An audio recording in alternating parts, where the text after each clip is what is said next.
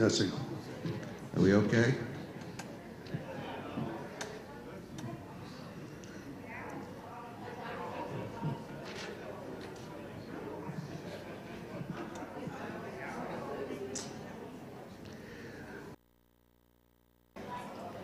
Welcome to our second community meeting, question and answers. We have the right to ask any question you would like. The first meeting on January 5th, which was sent to YouTube, was very successful, as we have heard from people who attended by phone and by email. So that was very good. We were very happy to hear that.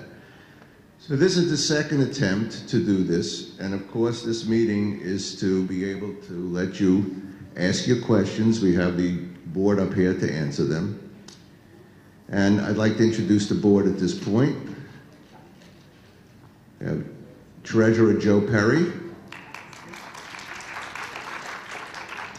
Vice President Fred Werfel, Jack Solomons, Susan Solz, and Secretary Steve Swirsky.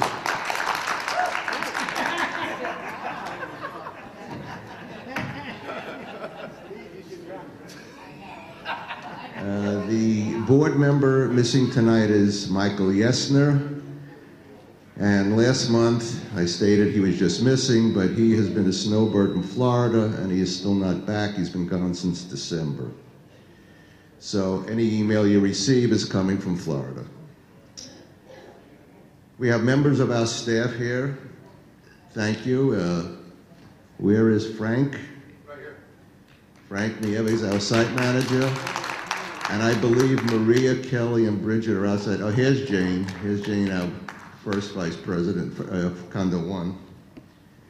And also, I think Don Einsiedel is our property managers here as well. If you have any questions for him, they'll be answered. Let's try to remember to be polite and calm and keep our composure as we are one community working together. Also, this is being recorded and will be sent to YouTube, so be careful what you say and do.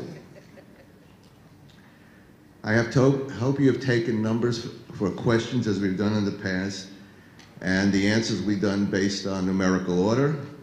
And we're called upon, please step to the front of the microphone, because that's the easiest way to do it, better than not supposed to keep running up and trying to find you if you raise your hand. It's easy to come down and answer questions. Just want to state, this has been a very difficult winter as the snow, ice, and extremely freezing temperatures have created damage to our property. Thankfully, the preventive maintenance taken has lessened the damage. If you have noticed the roads at the greens, we do not have any potholes, none at the greens, that's pretty amazing. Many of the driveways were saved because of the work done prior to the winter. Yes, and more problems there will be coming up now, and we will discuss them. Of course, we have sidewalks that have lifted, driveways are cracked, roofs have ice damming. This all has to be taken care of in the spring, and as soon as it warms up and the snow is gone, we will take care of that and start addressing those problems. But we were lucky because if you take a look at Long Island was decimated with this freezing temperatures. I mean, you drive out we blew a tire the other night in a pothole that was so deep that we're lucky we weren't swallowed at the same time. So it's been bad all over, and February was probably one of the coldest Februaries we ever had on record, and the freezing temperatures really did a job on us. Many of you have received multiple emails this week from certain board members. We welcome any questions regarding these emails, that we can separate fact from fiction. I want to discuss the agenda and how the agenda works, so that seems to be one of the items on there, and that'll save a question. It is the President's agenda, with board members each month suggesting items to be considered. The prior boards had meetings for 5 to 6 hours each month, including dinner, as agenda items were brought up at the meeting itself. As the president, I instituted a system of receiving the agenda items in advance to speed up the meetings and not to rehash the same items each month.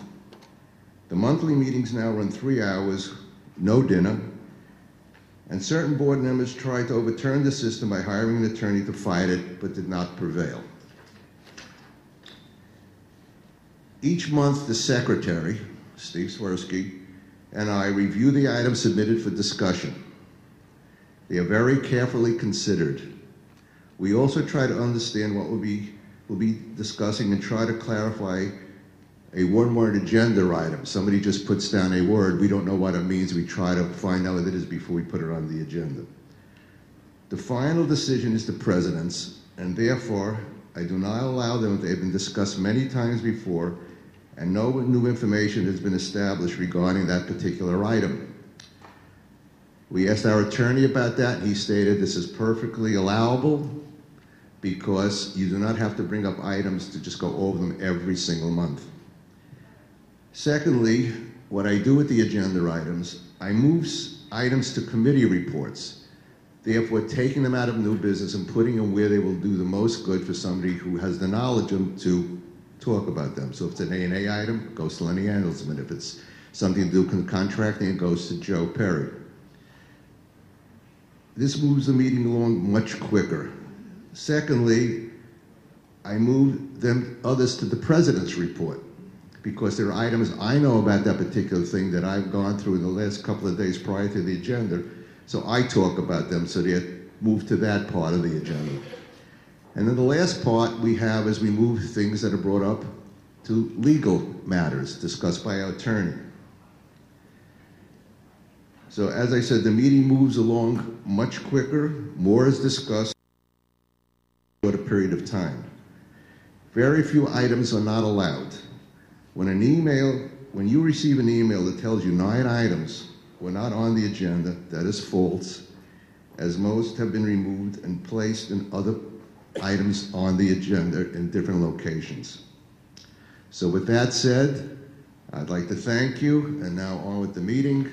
And number 1. Anybody have number 1? Card number 1. Did they bring the cards in from outside? Are there anybody who put in a question? Maria? No, who has number 1? Could you please come up? Can you bring a mic to him? Yeah. No. Okay, bring a mic to the gentleman. You got it? Maria's Okay.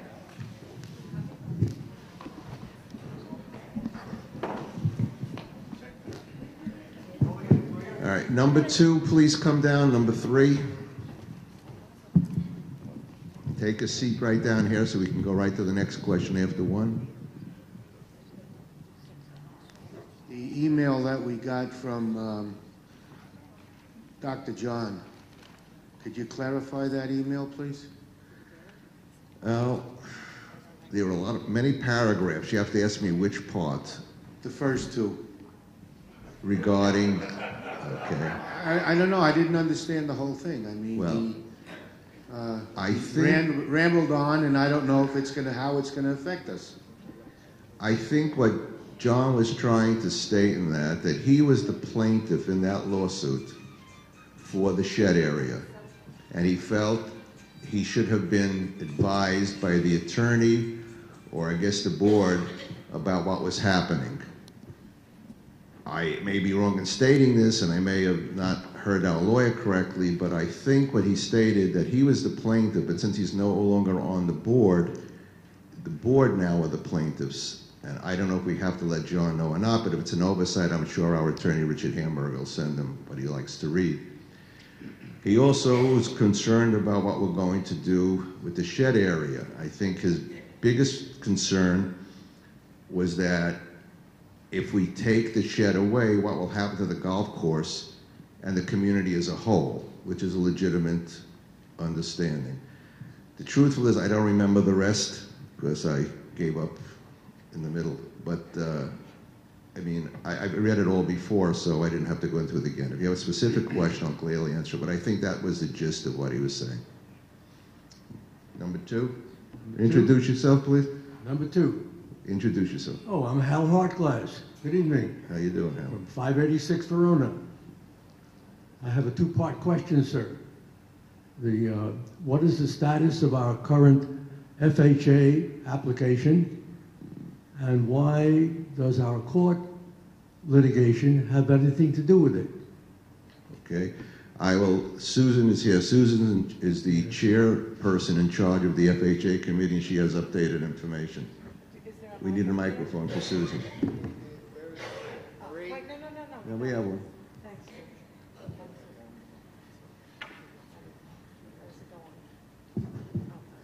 Hi, I'm Susan Saltz, and I chair the FHA committee. And you obviously have heard some of the issues that have been determined from the FHA reviewer.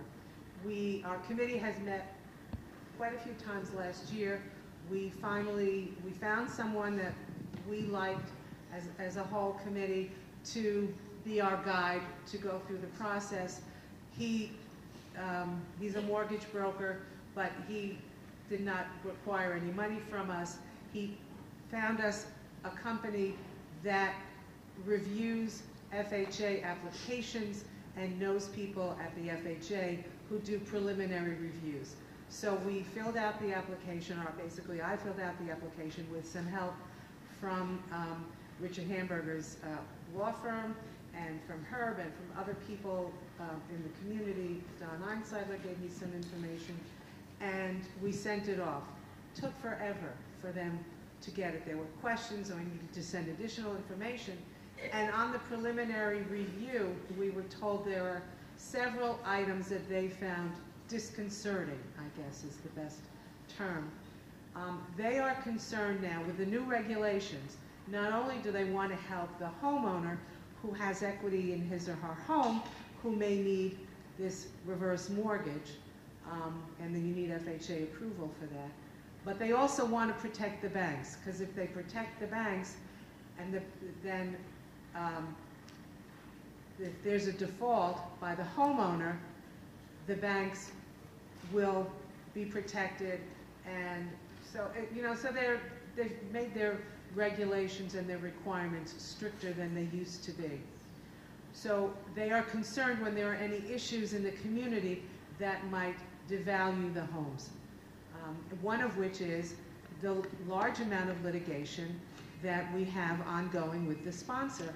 And my response to that was, so our community is punished because we bought this lovely community where the sponsor caused us all kinds of agita. We had to sue him to correct those things, and now we're not being able to apply for FHA certification. So yeah, that is one of the, that's why the litigation impacts on our ability. At this point, we have been successful in 2 of our lawsuits. We have several others. They are concerned that the lawsuits might devalue the property if we don't win them. I think we'll do very well with our lawsuits, but that's the reason for the litigation causing that. There are some other issues that are involved. Yeah. One of the things that it actually impinges on one of the lawsuits is they're concerned that we are required to pay social dues to the clubhouse when we don't own the clubhouse. Theoretically, according to Judge Pines, we own 77% of the clubhouse. How that is going to be determined and worked out, nobody knows at this time. Whether they're appealing, whether that stands. It's, so that's another issue that they have. And the final issue that I kind of suspected at the beginning, but we thought we'd try, was the Phase 5, which are houses that are, the prices of them are controlled by the Consumer Price Index. We don't get the market value if you go to sell in Phase 5. They assumed, the FHA assumed, that if a homeowner in Phase 5 with a reverse mortgage defaulted, that the home would go, would be on the market, at market value. And I had to tell them that no, that's not the case. They are affordable continuation, continually in perpetuity. That's the way the statute and the zoning reads. So they believe, and I kind of suspected this from the beginning, that Phase 5 would not be eligible for FHA approval to get reverse mortgages. So there are a couple of issues that are outstanding, and the committee met, and we'd like to know some more and find out, what else, but they're not going to review anything else until these issues are resolved. At least the litigation is more resolved than it is at this point. So we're really kind of at a standstill. We don't want to make a full application to FHA. We just did a kind of preliminary review. We don't want to be known as, oh, the Greens, you were denied FHA approval. We don't want that. We want to know that we will be accepted and certified as FHA approved. So it's kind of at a standstill right now. I wish I could say that we were, more farther along, but that's where it stands. I only have one question for Susan as a result of her report, and that is, what is the relationship between the litigation and the devaluation of the property? I don't understand that. Well, let's say we lose some of the litigation. We lose the control of the clubhouse, yet we're still paying money to a property that we do not own. They don't like that. That's they want any money that the homeowner pays for living in the community to be something towards their own equity. So that's something they're concerned about. What was your second question, Hal? Thank you. You're welcome. Is it? Thank you. Number 2? I would Three? excuse me, Herb, I would like to add to that, please. Oh, Jack, I'm sorry. Yeah, thank you. It was my suggestion that since it's stuck with one person on the FHA authority, and doesn't seem to understand that we are not being sued, that we have something like 6 or 7 lawsuits in the Supreme Court, and as Susan said, we are winning them. And my suggestion that we contact somebody like Steve Israel and talk to him, and maybe that he could help us push it along politically. Number 3. Right here. Yes. Hello, everybody. Mike Borsuk, 213 Montestito. Herb already alluded to it, but I have been receiving copies of all these emails that you're talking about. Some have Yes's name as the sender and Jack Solomon's as the signer. Some have John DiGrigorio's name on them. Some have Lenny Cohen's name on the bottom somewhere, et cetera, et cetera. The one thing they all have in common is it takes about an hour and a half to get through each of them. They are just as long as Gone with the Wind. And people, I don't know how many people receive them, but there's about 150 people here in the room. There are 2,000 people who live in this community. And I think it's incumbent on the board to respond point by point to every one of these allegations, because as I read them, most of them are inaccurate, and they're written in such a disparaging tone that it's just not becoming a professionally run organization. I would ask you, Jack, could you please tone down the rhetoric and just stick to the facts when you write these things? Don't call the board a farce. Answer it when I finish, John. Excuse me, but I did not write that. But why is your name on the bottom? I put my name on it because I believe it is. Okay, then will you please communicate with your scribe? Excuse me, I walked around 2 days ago and I found 144 saw cuts. I don't care. I'm not talking about that. That cost us $60,000. Jack, no I want lie to in ask that. a question. Stop it. He does this at every meeting against me for the last 8 years. He's What a are you shill talking for about? them. I heard what you do at the board meetings. Okay. You can't say anything about Jack Solomons without half the people just jumping to his defense. Listen to me, Herb. I am angry that he calls this board a farce, whoever wrote it. I am angry that they call the 5 directors who vote for different things rubber stampers. I also resent deeply the fact that he refers to the committee chairman as cronies of Herb's. I am one of those committee members, and I take personal umbrage at some of the ridiculous information they put in about the accounting for certain items, accounting for legal fees, etc., etc. I insist, on behalf of the people that agree with me, that you five, point by point, develop a response to all of these answers and send them to all 2,000 people, not to the 150 that are here or the handful that get them online. Please, thank you. Thank you, Mike.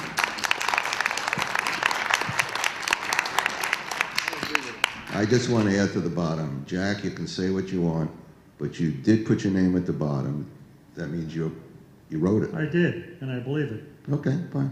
So we just want to clear that up, so I'm don't a say man it of in writing. transparency, truthfulness, and honesty. No, Jack, I think you had truthfulness, integrity, and he has a couple of things in there, Jack. I'll find it. The American way was missing. Excuse me? The American way was missing. Oh, the American way. The next question. Anybody? Who's number 3? 4. 4? Mike. Jim. Go ahead. Hi, Jim Cohn, 681 Balfour Place. I live in one of the Medicis that had many leaks from the roof. Our bedroom got not flooded, but it has stopped. But what is actually going to be done to the roof in order to prevent this next winter? Joe has done extensive research on that. Joe, you want to handle that?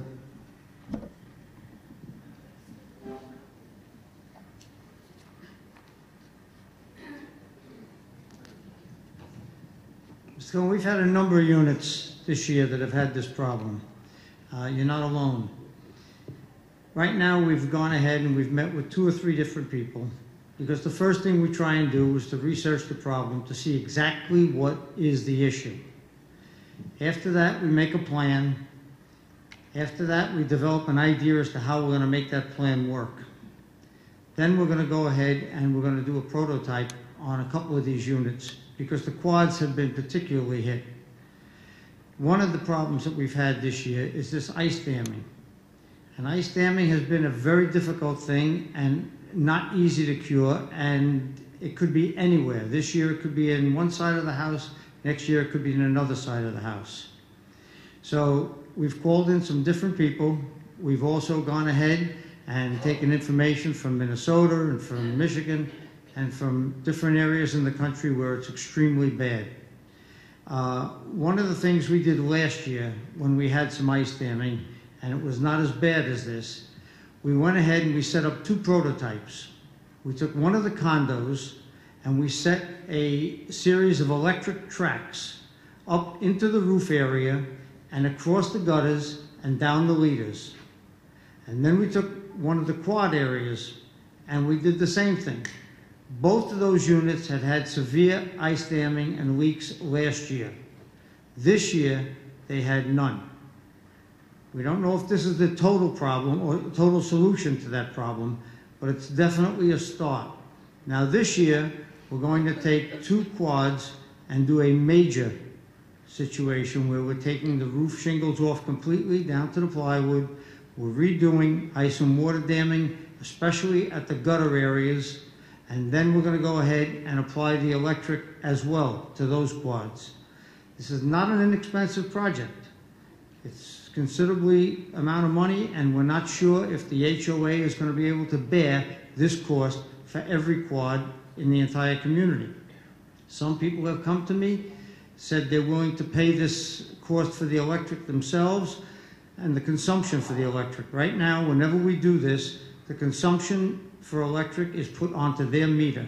We have not gotten the results from them to see how much the difference is from their bill last year to their bill this year. But we will get that and we will evaluate it. But meanwhile, this community will be reevaluated in total. All driveways, all walkways, all sidewalks will be looked at between the months of April and May, and there will be an analysis. Herb was very right in saying that this was a cold winter, but according to the National Weather Service, February was the coldest month on record for Long Island out of the 31-year history that they've been recording. And out of the 148-year history that they've been recording in New York City, it was the coldest winter we've had in the month of February. So we've had situations occur, whether they've been in roads and driveways or roofs, that are going to take some time. And we're not just going to jump in without knowing exactly what to do. So we will go ahead and we will, I believe you're not leaking now, am I? And we're going to make sure that temporarily there is a temporary repair.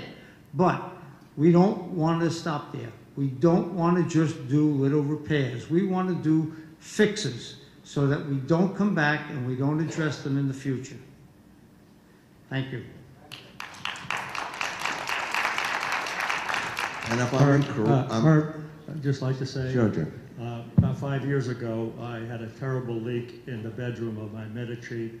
The roof came down, and it was an ice dam. I had a new roof put on, this time with a rubber mat, and the valleys were all sealed. This year, the same thing happened, but thank God it wasn't as bad. Also an ice dam, and the roofer came and put a ladder up, and with a hammer, the claw pot, he broke the ice dam up, and the water was able to flow freely down into the gutter. Now this electric wire that goes into the gutters and along the roof, I just learned about it last week, and then again from Joe, and the roofers were there, and they said it's an expensive deal, is $2,000 to $2,500 per unit to do. Thank you. Apartments are costing us between $800 and $1,200, and other units are costing between $1,500 and $1,800. And Joe, is it true we put in 2 this year, just as a prototype? Put in 2 last year. Last year as a Have prototype. 4 this year and have had no ice damming issues. Right, and both of those, because of the electric, had no ice damming at all, and they're the same type of units. So hopefully that's one of the answers. Now, the HOA is very good in taking care of the ice dam, but under Kaplan and in our offering, it says they are not responsible for ice dams. I just want that to be known. Okay. Okay, number whatever, 5, 6? 5, okay. I'm wondering if the board could give a... It's Arlene Schwartz, I can't see. Arlene, is that you? it is. Yeah, It it's is. Arlene Schwartz. I thought I talked loud. You do, Arlene, but we still can't hear you up here. Okay. Okay, I'm wondering if the board could give a review, an outline of what the board's discussions and thinking is regarding the shed and related areas in that property now that it's coming to pass, because it's hard to ask questions if we don't know that. And there's lots of rumors going around, which I know you know, about how the shed's going to be, whether the shed will be there or not be there, whether it'll be rented or not rented, or different kinds of things. So I'm wondering if you could run through, like that the shed, there's an issue of chemicals in the shed, and that we're worried about and can't wait to get rid of. There's, you know, a new building or 2 houses, or the open space that the case is litigated, and we won based on the issue of open space, and now we're closing that space up with things, and the other major issue for those of us who live right near there is this winter really gave it to us, and that's the trucks and the noise and the storage of vehicles from Fiorini and so forth. So those are the things that are on our mind in Condo 5 as you do your work, and I'm wondering if you could tell us where you're at.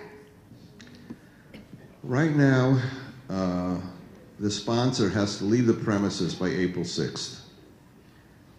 He has contacted us to have conversations with him, because obviously he does not want to leave that shed. So we are probably going to have some discussions, I think, starting this week, and it depends what his motivation is and what he wants to do is what we have to decide what's best for the community. We understand the problem of the unsightliness, definitely. We understand the fact that he has garbage trucks out there or vans and all kinds of equipment sitting out there. We understand it's an eyesore, but any conclusion we come to will be some way that all has to be moved back, it has to be covered, it has to be cleaned up, trees will be put up. We'll try to take care of everything we can as far as aesthetics. But we have to understand it's a community. If we force him to move that shed at this point, he has the right to close the golf course. We don't own the golf course. He could just close it down tomorrow. Spite, whatever you want to do, he can do that. Not saying he will, but he could. That leaves us with a major problem. He could let it lay fallow. He never has to touch it again, never take care of it. What happens to the values in our community? What happens to the community? So it's a problem. It's not just beautification. It's an overall solution for the community. And we're going into the negotiation knowing all that, and we have to see what comes out of it. But any decision that's going to be made will be discussed with the board. We're not making a decision on our own.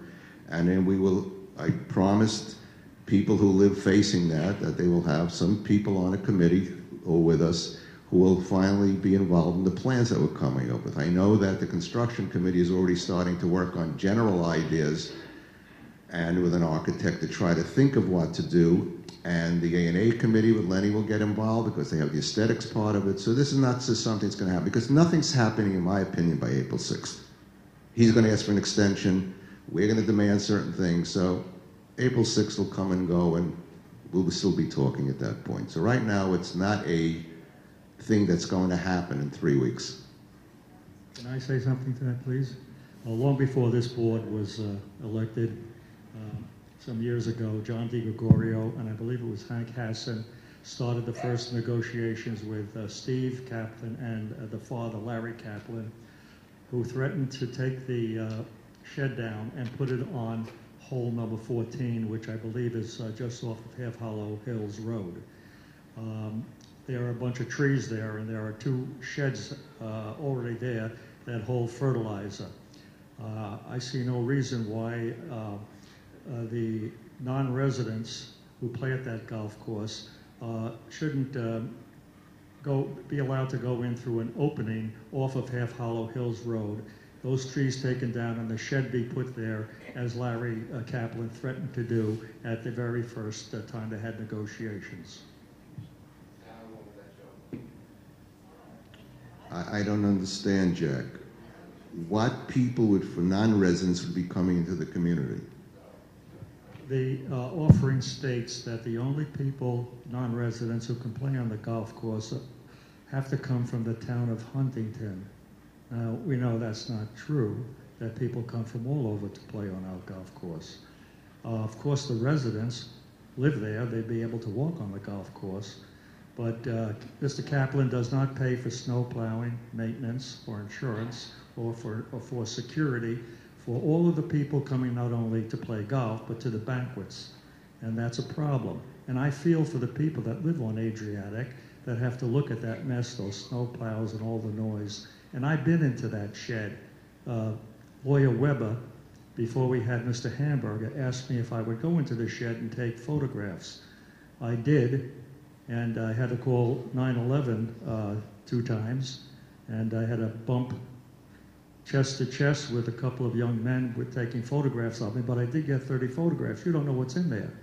There's 55-gallon drums that I tapped on that are full with God knows what. There are acetylene torches. There are piles of tires, used tires. There's mowers in there with gas in them. There's a whole wall of oil. You have 3 500-gallon propane tanks on the side of the unit, and if you take a look, please, walk over there, you will see trailers lined up in this position, and here are these cylinders with 1,500 pounds of propane. And Ross, who was Weber's associate, was in construction for 25 years, and he told me, you don't have to puncture those tanks. All you have to do is knock one over, and there will be an explosion that'll wipe out Phase 5. That's what Ross told me. How long ago did you do that, Jack? I did that just before Hamburger came on board. Just how many years ago? I would say 5 years. 5 years. So is it possible something's changed by then? I doubt it very much. Okay. I'm not saying about the propane. I mean, I don't know if all the other things are true, so I don't know that. Just have Mr. Hamburger bring the 30 photographs that I printed out, 8.5 by 11 in gloss paper. From 5 years ago. Well, why don't you go in there as president and take a look and see for yourself? Because what's it's there. private property. That's why, and it's trespassing. It was when That's I what went it's in there. called. and It still was trespassing when you went in, Jack. Yes. This shed was put up, this is Ed Corman, this shed was put up without a permit. If he rips the shed down, do you think that the town is going to let him rebuild it somewhere else without a permit? There's no CO on it, or no CO on our trailer either. Our trailer has to go. I'm not talking about that, Jack. Right now we're addressing his shed. And I think this time, if he has to have a permit, the fire department, the DEP, EPA will come in to evaluate, just a minute, Jack, will evaluate what's in the shed. It's true there's a lot of things in there that could cause harm, but it's up to us to call the proper authorities. Correct. And that'll be part of the settlement. Weber told me that the day before I went over to take the pictures, and it took me 2 days to do it, the fire marshal from the town had been in there and given an okay on the place. And? So I don't understand what your point is, Jack. You just I don't have to negated your draw whole it out. argument. Make your own conclusion. Thank you. Okay. Moving on to the next question. Maria, you have to tell me where they are because I can't see anybody. Lenny? Yeah, the Melville Fire Department has been in. Lenny, take the mic, please. The Melville Fire Department has been inside the shed, and it's okay with them. Okay, now, if it's okay with the Melville Fire Department, I don't know about EPA or anything else about anything, but Melville Fire Department gave it an okay. Okay.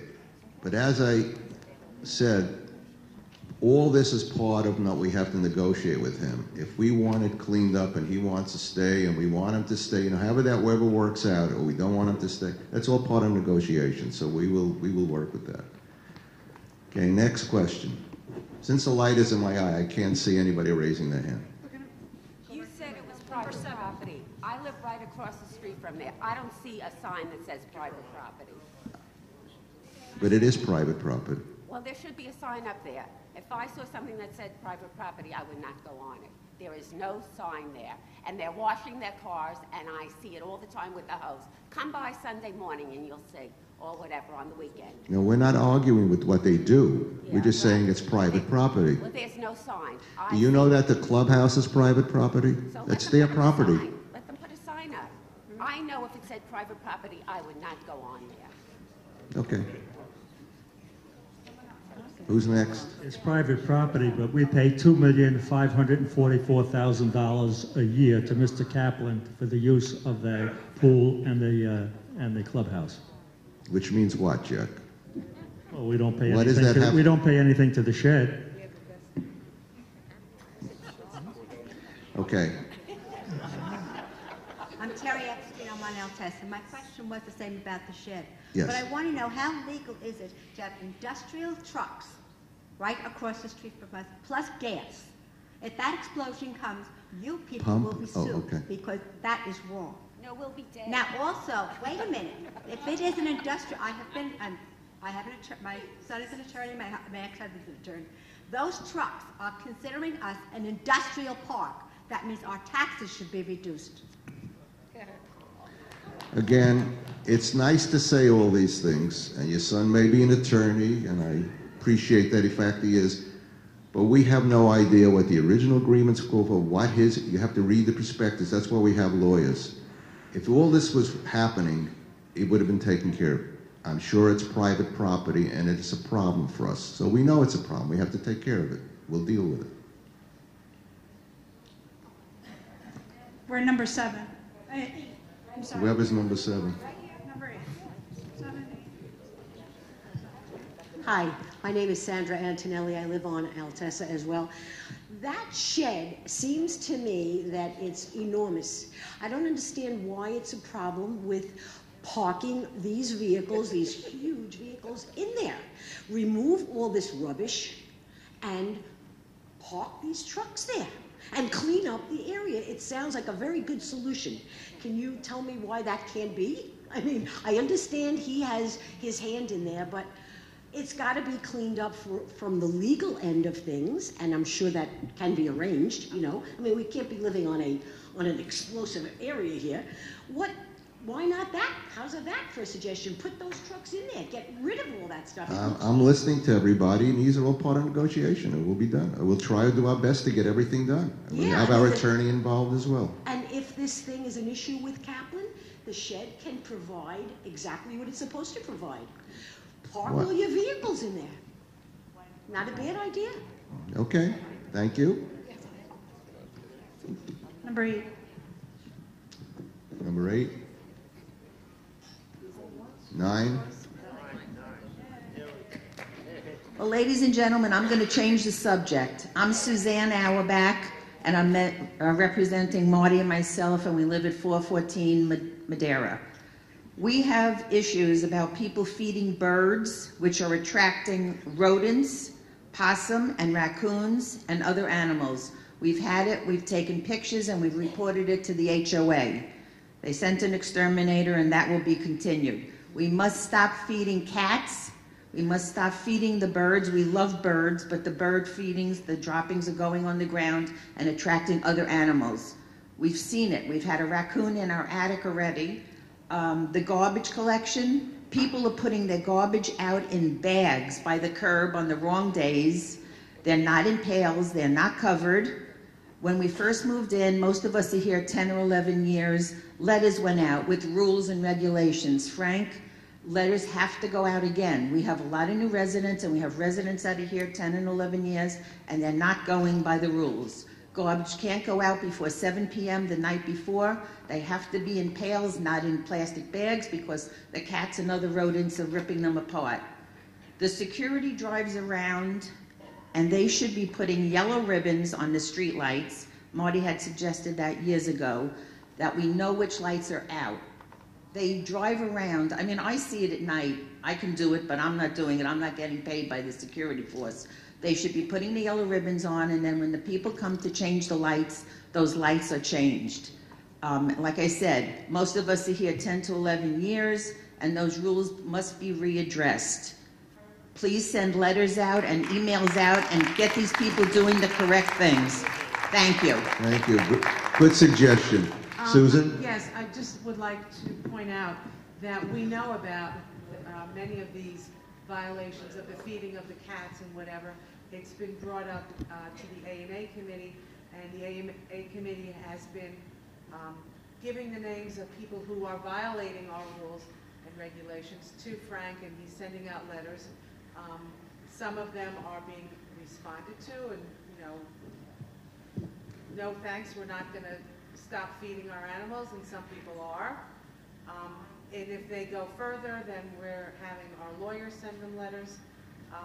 But these rules are in the prospectus, and one of the things that is required is that the community police the community. That you need, if you see somebody doing something that's against the rules, you need to contact Frank. You need to tell Maria. You need to contact the office, and they will send the letters. Okay. That's fine. No, it should be done anyway. It should be done periodically. Every once in a while, you have to send out rules to everybody, because we have to remind everybody what the rules are. That's all. Thank you. I'm going to be sending out emails in regards to the garbage collection with holidays. I'm going to be sending out emails with each of the holidays so people know when to put out the garbage in relationship to the holidays. Well, that I'm going to mention also. Okay. And there are people who put out. No, the ideas are valid. They're good suggestions. That's good thoughts. Thank you. One gentleman that walks through the community feeding cats. I heard that he has a garage door. Yes. He's not doing it He's not doing it anymore. A man shut his garage door. He's not doing it anymore. Right. We have an issue with the back, but the cat's still there. It's not They'll go away with it. Eventually, there's no food, they'll go away. And Maximum Security delivers a list to us as far as lighting goes. As they go through the community, they bring it to us. Now, we don't always do one light bulb at a time. We usually wait till there's anywhere between 6, 8, 10, and then we have a fellow come in and change all the light bulbs at the same time. But it's an excellent suggestion, especially the garbage bags. Thank you. And with these lights, we're changing them to LEDs as we change them. They're long-lasting, will last forever, and will save a lot of money on energy and bulb cost. Okay, next. Number 10. Number 10.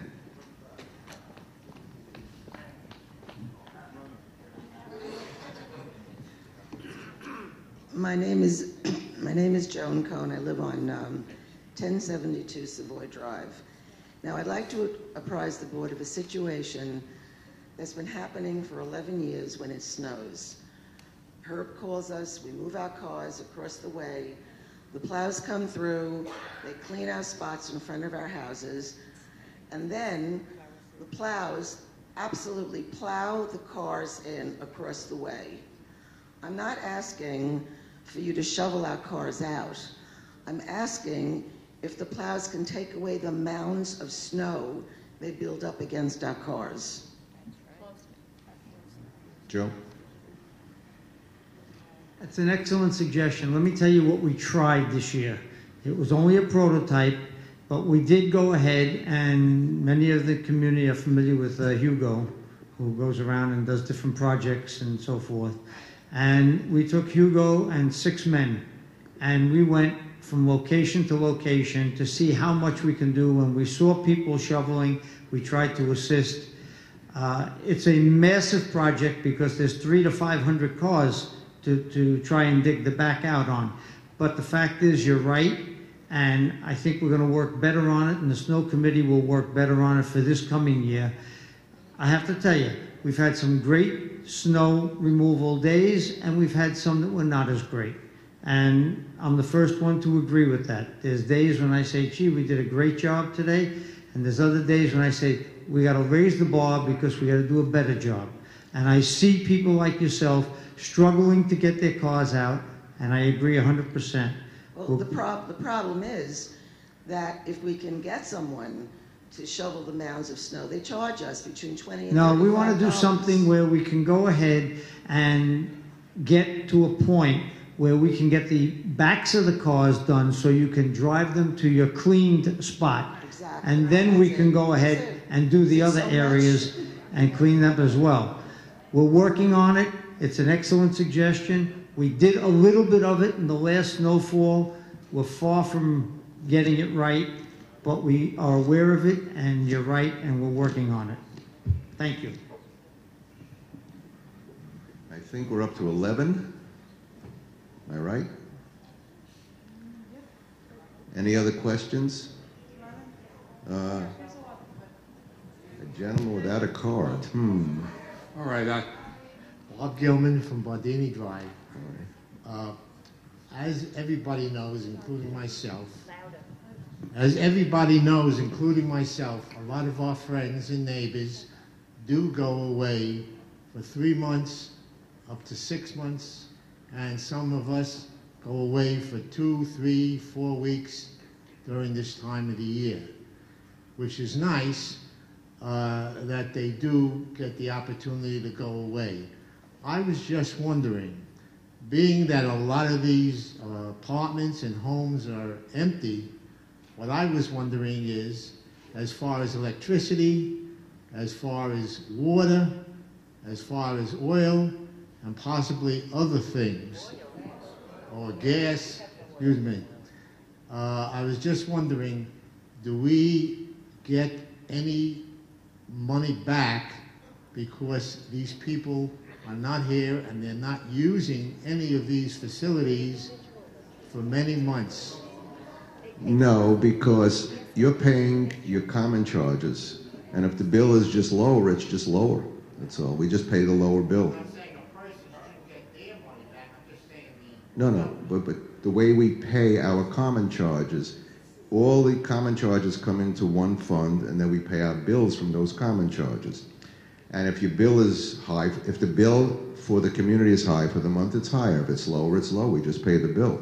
So you are getting your credit only because there's less usage. So we are getting a credit. 12.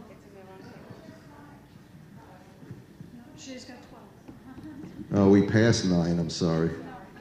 Hi, my name is Toby Amon. I live at 987 Madeira. And I'm talking about what Joan said.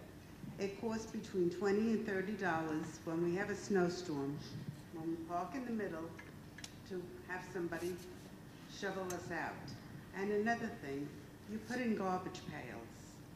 I think a letter should be sent to the people because they open the first garbage pail and pile. They don't bother to Yes. walk in, and there's empty garbage pails if they would walk in. And I live right near the dumpster. And Lem- it's just, in the summertime, it's going to reek, and we're going to have rodents. Right. What we're trying to do, and I think we can do it, we're trying to get transparent covers so you can see if the garbage can is full and you automatically go to the next can. Or they have a system at the hotels in Florida, some of the, I was at San Marco Island with my wife, and if you want a drink or whatever you want to be served at the pool, you flip up a flag on the back of your chair. It's amazing. They come out of nowhere to serve you. So maybe we can have a system that if you fill up the darn garbage can, being nice, not to say wrong words, you just put the flag up so people have to know they'll go to the next one. But we're working it out because we know it's a problem. We need probably transparent covers. And we're not serving drinks at the garbage. I'm sorry, Fred.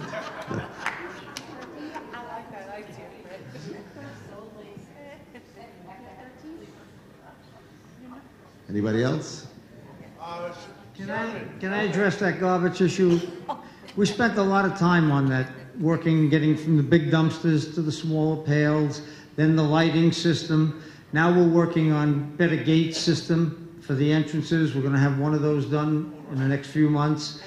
Then after that, we're going ahead and we're going to cover the tops in some sort of way. We're working on a plan now for that, so that this way we'll be in a situation where the snow will not accumulate inside, and if you go in and it's raining, you can look for the next pail or whatever. And but we just have to have a little cooperation.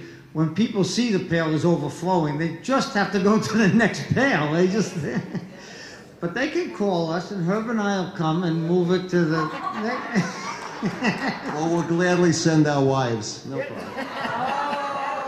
Woo, woo. Hi, my name is Joan Herman. I live at 658 Balfour, and have been living here about a year and a half. Can you hear me? I'm Joan Herman. I live at Just speak into the mic. 658 Balfour. That's it. Living here about a year and a half.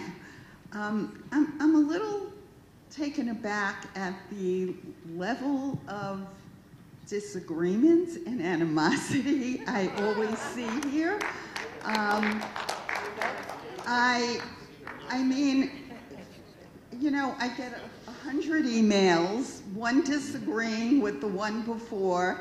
I mean, all it guarantees is that I'm going to press delete. I can't possibly sit here and figure out who's right, what the issues are.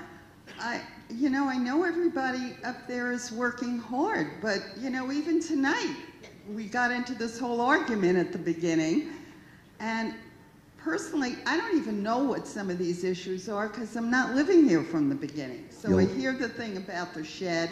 You know, it would be helpful if maybe you sent out a little explanatory thing about some of the issues. You won't delete it? Because I feel I'm in the middle of this huge controversy. Well, you just said you'd delete it if we didn't. I know. You promised not to delete it. Okay. I read enough to know, you know, that it's an issue. But, you know, there are so many sides to it, and everyone seems to be You have to disagreeing with understand. everybody. Let me just say this.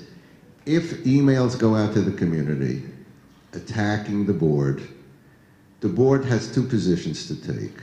We can answer it, and then we'll immediately get an answer the next day from the same two people, and then we have to answer it again. And this goes back and forth until everybody in the community is back where we were years ago, not happy, and I don't really want to do that. So any questions you have my phone number, just call me. I will gladly answer any question you have, as will the other board members here. Not a problem. But some of these will go out into emails.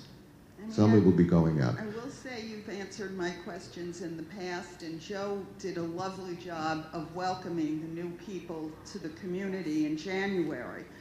And those are the kinds of things That was make Mrs. you wanna Perry. Oh, live here. That was Mrs. Perry and Mrs. Schoenfeld, because I got to go home tonight. I'm not with him taking the garbage. So obviously we're taking out the garbage. Okay. 13? 14? Thank you, Joan. Hello, hi guys. Hi, Phyllis. All right, I'm going to start off by saying that the guys did a fabulous job for the winter, with the snow and everything. Thank you very else. much, Phyllis. I was impressed. I was impressed when the gentleman from the office, that handsome man, came and helped me dig out my car. Oh, wait a Joe went minute. around Wait a minute. plowing the snow. They're doing over and above what they should be doing, and I realize that.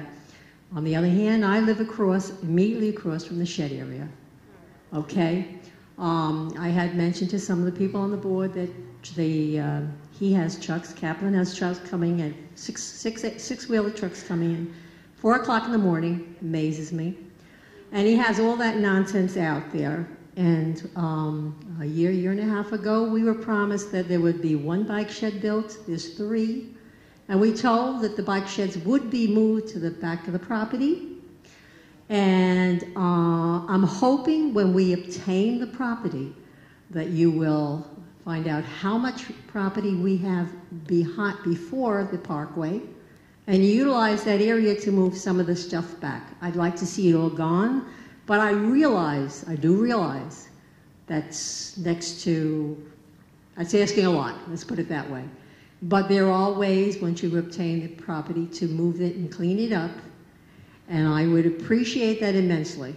That's Thank part you. of the plan, Phyllis. Thank you. That's part of the plan. The property behind the shed, Kaplan always said he owned 50 feet. The Melville Fire Department owns it in perpetuity. It can never be transferred. And if you go out that gate, you'll notice that LIPA owns the right-hand side, and there's a sump, so the town owns that. And there's a sump on the right-hand side that you can't see at all. That's owned by the town. Actually, that sump is owned by the Melville Fire Department. Phyllis, thank you very much.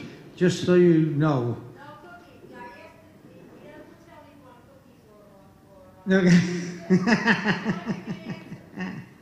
Just so you know, there is a committee being formed, and a section from Condo 5 will be on that committee. I want you to know that. So it's in the process now, and we'll be talking about it. 15? We called you, Herb, and we said we wanted to be on that committee.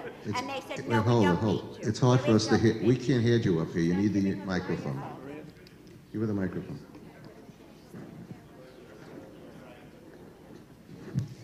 We first got an email that Condo 5 was not interested, that we didn't respond. We responded, and we said we wanted to be on the committee. Phyllis called, I called, Donna called. And then they said, oh, there's no committee, we don't need you. When did you Well, whoa. Where's Donna? Is Donna here? No, she didn't come tonight. She's not here. Donna sent me an email, and I wrote her back a beautiful email, and I said, you will be considered when we do that. Phyllis called me, I said the same thing. So that's not fair to say that. Well, not fair that's to what say I heard, that. because Phyllis and I were supposed to be on that committee, and all of a sudden... I didn't even know your name till tonight. Phyllis gave you my name with hers. She did not. She did. Okay. Don't be surprised. I'm not on any committee either. Joe Perry's on 5, 6, and Steve is on 5 committees. 16. 16. I'm trying to get rid of 16. 17. Anybody else have just have a 17. question, raise your hand. So I'm trying to do that, everybody. Hi, I'm Nanette Cohen. I live on Adriatic Drive. I live on Adriatic Drive. Okay. I have two questions regarding the shed area. I came a half hour late, so if I'm redundant, I apologize.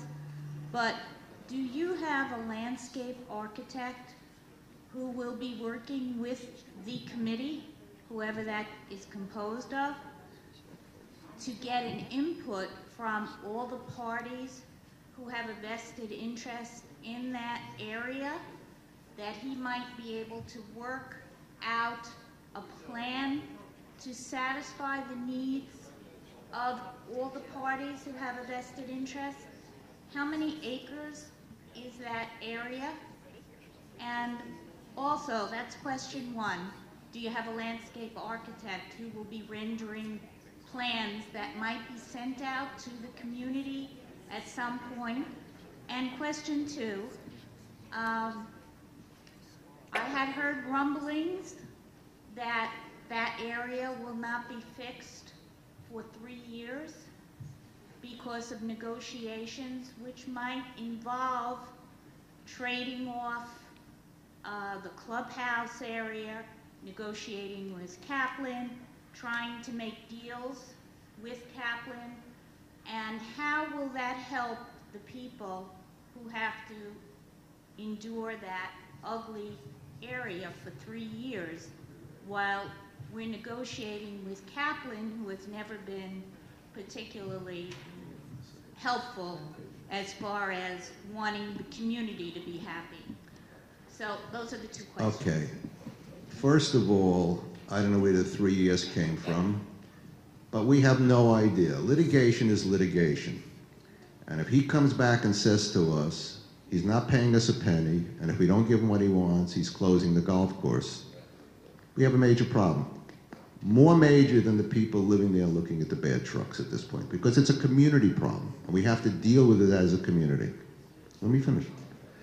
So that's one thing, so we have to do that. I happen to live near the clubhouse. I hear the pounding of the music all the time. So shall I have to now go to the clubhouse as part of our negotiation? I want to soundproof the entire place? I mean, we bought here. We all know where we bought. That's what it is. You know, we're trying very hard to do everything for the community, but we can't individually. We don't have concierge service to clean your car off in snow. We don't have that. We have to work on all these problems, and that's what we're trying to resolve for the community. We're trying very hard to solve all the problems. That's why we open these meetings up. These are suggestions. We'll take them all into consideration and think about them. Now, the other question